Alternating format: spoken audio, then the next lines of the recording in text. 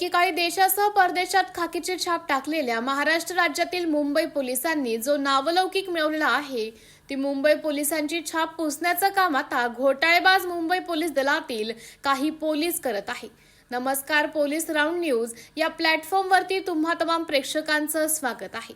पुढची धक्कादायक बातमी देशाची आर्थिक राजधानी असलेल्या मुंबईमधून मुंबई पोलिसांनी केलेल्या आर्थिक घोटाळे संदर्भात समोर येत आहे। इतरांचे घोटाळे उघडकीस आणणाऱ्या मुंबई पोलीस दलातच आता मोठा घोटाळा उघडकीस आला आहे।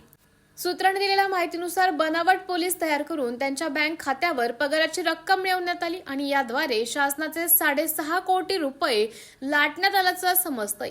या गंभीर प्रकरणी समतानगर पोलीस ठाण्यात 5 जणांवर गुन्हे दाखल करण्यात आल्याची माहिती सूत्रांनी दिली आहे। तर खाकी वर्दीला आज भ्रष्टाचाराचा विळखा बसलाय की काय असं बोललं जातंय, कारण हा मोठा घोटाळा मानला जातोय। यानंतर 2 पोलिसांचं निलंबनही करण्यात आलं आहे। अशा पद्धतीने या घोटाळा प्रकरणी मोठी कारवाई करण्यात आलेली आहे। हा संपूर्ण प्रकार आपण पाहतोय। या सगळ्या प्रकरणावर हर्षवर्धन सपकाळ यांनी आपली प्रतिक्रिया मांडलेली आहे। पाहुयात ते बोलतात काय।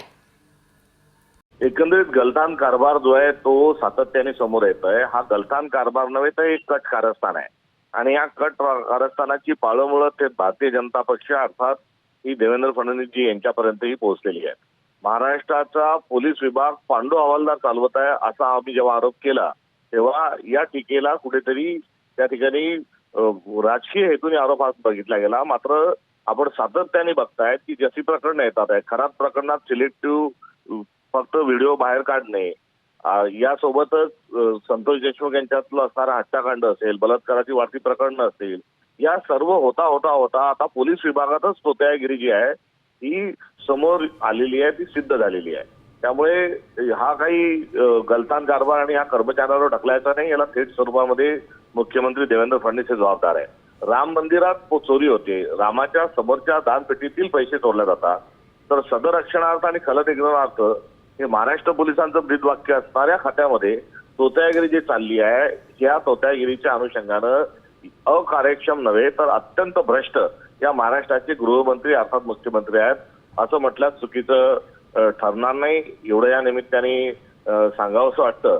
आणि सोबतच हा एकंदरीत जो सर्व प्रकार आहे हा ऑनलाईन असताना असं कसं होऊ शकतं हा देखील एक प्रश्न टेक्नॉलॉजी अस्तित्वात असताना होऊ शकतो, हाही या ठिकाणी उपस्थित करू द्या।